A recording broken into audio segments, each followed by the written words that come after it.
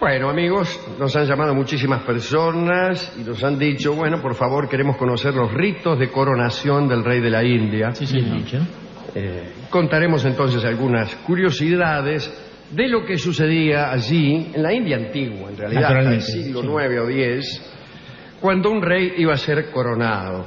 Había toda una serie de rituales que no solo implicaban la pompa que es previsible, sino el desarrollo de algunas supersticiones que vale la pena detallar.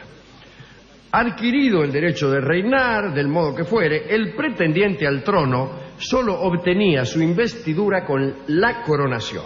Hasta que no te coronaban, flaco, no eras del todo rey. Y está bien. Bueno, este preludio obligado a esta serie de ceremonias duraba largas jornadas. La elección de la fecha de coronación estaba a cargo naturalmente de los astrólogos. No van a coronar a un tipo en un día nefasto. Naturalmente. Por ejemplo, ¿no?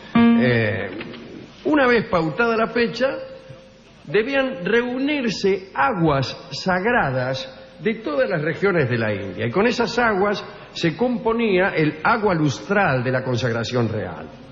Entonces te consagraban y te pegaban una enjuagada con unas aguas. Pero no era un agua cualquiera, como acabo de decir. No es que vos decías, bueno, vayan hasta la canilla y llénenme un balde que vamos a consagrar al rey. No. Estas aguas se ponían en un recipiente y provenían del Ganges, de cada uno de los ríos sagrados de la India. Del Brahmaputra. Sin ir más lejos.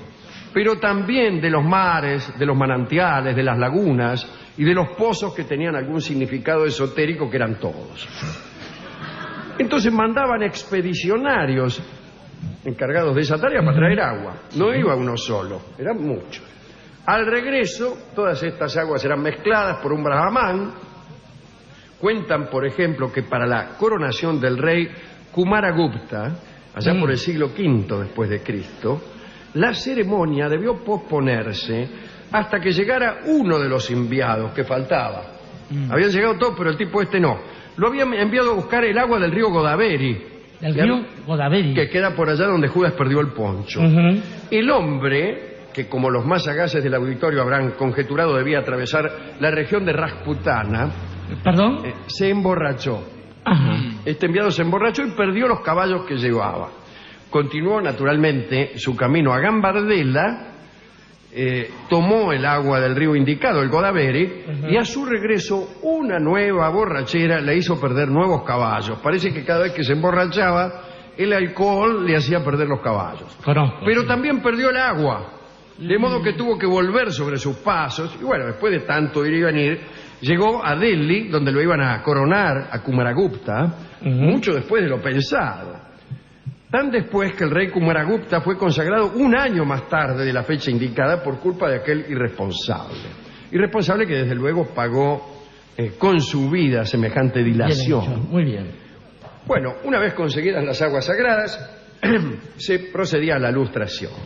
Sucesivamente desfilaban delante del nuevo rey los brahmanes, los dignatarios, algunos elegidos entre el pueblo, y uno tras otro rociaban al rey, que ya estaba sentado ahí en el trono como un mamerto, serio como perro en bote, lo rociaban con esta agüita. El momento principal de la coronación residía en la mojadura. Toda la tarde lo mojaban al rey. Y durante un año el rey no debía cortarse el pelo a fin de conservar en el valero el vigor que aquellas aguas le habían comunicado. Pero no terminaba allí la ceremonia. Después de la mojadura, sentado en una piel de tigre, el rey debía jugar una partida de dados con su primer ayudante. Cada uno lanzaba un juego de dados diferentes. Y los dados que lanzaba el rey no eran iguales a los que lanzaba el primer ayudante. Necesariamente eran imbatibles. Y bueno, privilegio real. Por el alcance ritual que la victoria del rey tenía. Y la imbatibilidad de esos dados se lograba merced al peso de sus caras. Un procedimiento que no solo conocían los sacerdotes y los brahmanes de la antigua India, sino también los cargadores de dados de santos lugares. Algunos amigos. Que, bueno, de este mismo modo, hacían unos dados que aseguraban perpetuos 7. Más tarde, después de ganar esta partida arreglada, decía, hemos tenido que arreglar esta partida porque es una razón de Estado que el rey triunfe. ¿Vio? Así se empieza. Así se empieza. Se claro. empieza por hacer trampa en la partida ritual de dados y después ya está. Cualquier trampa que se hiciere responderá a una razón de Estado. Ajá. Esta forma de ver las cosas me parece a mí la siguiente. Hay razones superiores que permiten saltar por encima de las leyes morales. Sí. Las leyes. Las leyes en general. Con una sola de estas razones sonaste. Sí. Así que, entonces, atención a los príncipes que cargan los dados, al principio para ganarle a un secretario, pero después también para acertar a la quiniela, después para ayudar a la construcción de una autopista y así. Escúcheme, además, si Einstein dijo Dios no juega a los dados, Maquiavelo había advertido a los príncipes herederos de Dios que no había que someter a la Claro, que se les había bueno, dado pero de antes. eso no eran otra cosa que dados cargados. Sí, señor. Eso Más es Dios. tarde, montando en el elefante del Estado, atención, no en el sentido metafórico del aparato estatal de Ayer me monté un difícil de estado. maniobrar. Sí. No, había un elefante que era del Estado. Y era eso. Bueno, el rey, Con paciencia y montado con saliva. en ese elefante, un elefante de carne y hueso, Ah, era precedido por una orquesta que tocaba todo el Bien. tiempo. Debió ser algo digno de verse. El tipo montaba en un elefante y adelante una orquesta que iba tocando mirando para atrás, sí. con el temor de que el elefante se apurara Sí.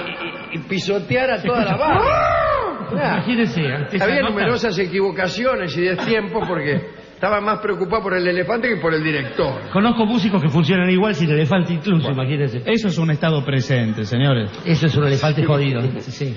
Bueno, tomaban por las calles que rodeaban la ciudad y daban una vuelta como para tomar posesión simbólica de la ciudad. De regreso al palacio, el rey ponía un sello de oro que tenía, gracias, en la primera proclama de su gobierno, que era siempre la misma. Consistía en largar a todos los prisioneros, incluso los que estaban condenados a muerte. Dijimos, una vez que hemos expuesto en otra ocasión este despropósito jurídico, que los presos esperaban, mejor dicho, los delincuentes esperaban con toda astucia para cometer sus delitos cuando veían que el rey estaba medio fulero. Claro. Cuando lo veían viejo y enfermo, era señal de que pronto moriría y vendría una coronación y te largaba. ¿Quién no ha hecho Cometían eso? Claro. un montón de afanos, lo metían en cana, el rey se moría y chao. También se ordenaba desenganchar a todos los animales de tiro. Muy bien. Extraordinario, ¿eh? Muy bien. Faltarían divorcios nada más. No, está involucrado en los animales de tiro. Porque dice abrir todas las jaulas. Y también se prohibía que ordeñaran a las vacas por una semana para que pudieran amamantar a sus terneros. Dirá un objetor del fondo. Lo veo. ¿Cómo si las vacas, etcétera, en la India?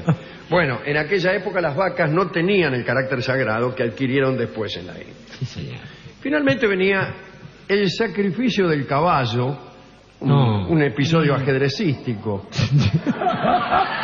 La defensa Lucy se llama, claro. El caballo se llamaba Asvameda y este sacrificio consagraba definitivamente al rey. Duraba varios días, era un rito muy complicado, pero vale la pena explicarlo. Había un caballo destinado al sacrificio que lo elegían según ciertos signos. El más importante es que debía ser el más rápido de todos, lo cual ya no es un signo. No. Bueno, después de una serie de ofrendas, el caballo era rociado en un estanque, se lo largaba en medio de 100 caballos castrados, tal vez por precaución, Sí, para que no, imagínese. y le hacían tomar la dirección noreste. Una tropa de jóvenes chatrias, entre ellos el rey recién ungido, formaba la escolta del caballo, lo protegía y lo seguía durante un año, o sea, no duraba varios días.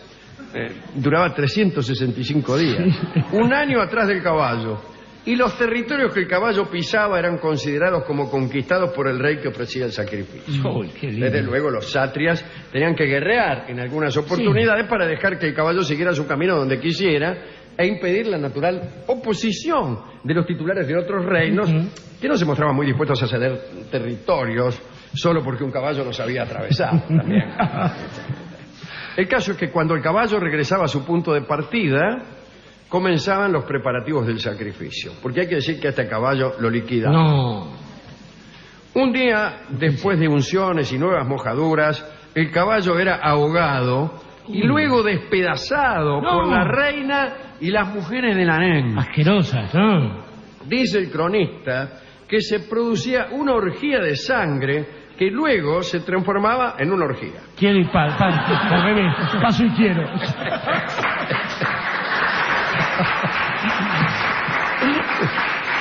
Qué rico, qué feo. Después del sacrificio se armaba un baño común. Ay, me gustó. Vamos todos, vamos a la India. Y con el pretexto de que se purificaban, estaban ahí refocilándose todo el rato. Y el Ashvamedha, el caballo revestía un carácter simbólico. El caballo representaba a la casta kshatriya y era ofrecido a Prajapati, el ser universal, como todos los que hablan sánscrito habrán comprendido. Fácil. Esta carrera del caballo imitaba la carrera del sol. Anda.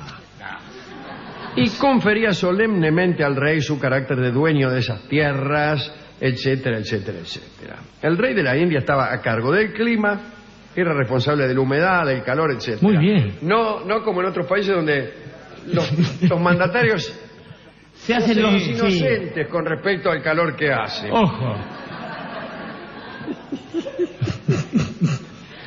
Bueno, entonces bañado en aguas sagradas, ganador en los dados, con pibes castrados alrededor, liberador de presos, perseguidor y sacrificador del mejor pingo, amante de muchas mujeres, el rey de la India empezaba con mucho ímpetu su gobierno.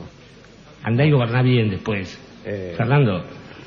Esto es lo que quiero contar. Después de lo otro hemos hablado de qué pasaba con el rey cuando iba perdiendo su vigor. Pero no es parte de esta charla. ¿A quién quiere dedicar usted, Jorge Dorio, esta información acerca de los rituales de consagración de los antiguos reyes de la India? Estaba pensando, Alejandro, que cualquier lugar de privilegio que se le concede a una persona en Occidente, no solamente en el ámbito de la realeza y el gobierno, sino también en el de la literatura, tiene un caballo a mano como para compartir esos honores. Pensaba en Babieca, el caballo del siglo. En Babieca, sí, el restaurante de Riobamba y Santa Fe, donde con nuestro amigo Jacobo Winograd nos vemos frecuentemente. Saludamos a José y a toda la gente y al compañero de Babieca. Sí, ¿por qué esa referencia a este restaurante? Realmente no veo dónde está la rima. Pensaba en Rocinante, un bodegón de la calle Sarmiento. No, pensaba en Rocinante, el caballo del Quijote. Pensaba en Bucéfalo, el caballo de Alejandro Magno. Pero también pensaba en algunos que han hecho de sus caballos. Pensaba en Incitato, el caballo de Calígula. Un caballo al que... caballo que fue ministro. El emperador Calígula nombró Calígula, cuyo nombre era Sandalita, claro. Nombró cónsul a su caballo cuando tenía tantos amigos que podía haber nombrado en ese consulado para que vivieran mejor. Y pensaba también en ese caballo que no fue recordado por la historia, pero cuya cabeza fue envuelta en una carona que ha servido para descansar el cuerpo cansado del gaucho y que escuchó solamente, así como un eco, aquella frase de "no dejaré que se mate hacia un valiente" que el sargento Tadeo Isidoro Cruz pronunció para salvar la vida de Martín Fierro. Y ninguno de ellos, alcanza a servir para hacer una dedicatoria de estos reyes que andaban por allí y que jamás pensaron que en algún momento, así como ellos habían sacrificado una tras otra las cabezas de sus caballos, iba a llegar un momento en que el pueblo francés, pero en nombre de todos nosotros, iba a saber que la operación correcta era la otra, y que justamente a los que había que someter a un sacrificio no eran esos nobles brutos que aparecen en tantas columnas de diarios, sino justamente a los dueños de ellos a la hora de corregir una injusticia.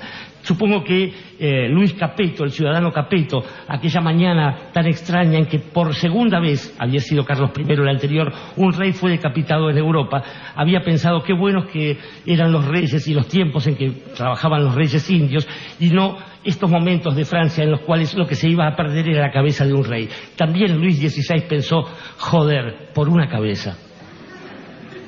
Por una cabeza es el tango que escucharemos, que nos fue otorgado por el discotecario y que nos obligó a hacer todo este recorrido. Por favor.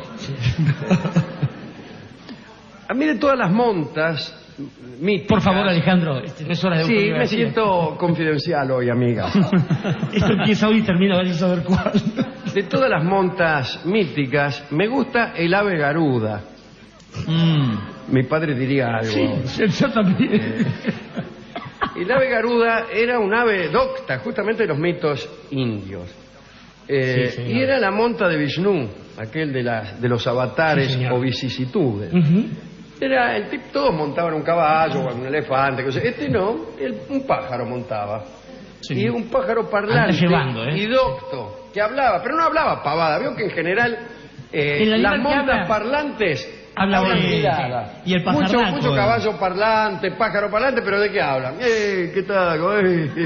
Uno choca con la moto, la carrocería es uno. Parezco hijo de Disney. Esas meditaciones de vuelo corto. No, el ave garuda hablaba de filosofía y hablaba de los dictámenes de Brahma y de la duración de un día en la vida de Brahma. De todo eso hablaba mientras Vishnu lo montaba, porque una cosa es hablar de filosofía y otra hablar de filosofía cuando te están montando. Sí. Yo no sé si usted me dijo, pero no, otro día. Bueno, algunos solo hablan de filosofía en esos momentos. Barton. Bueno, muy bien. El caso es que, de un modo u otro, vamos a escuchar la versión clásica de Carlos Gardel de este tango, Por una cabeza.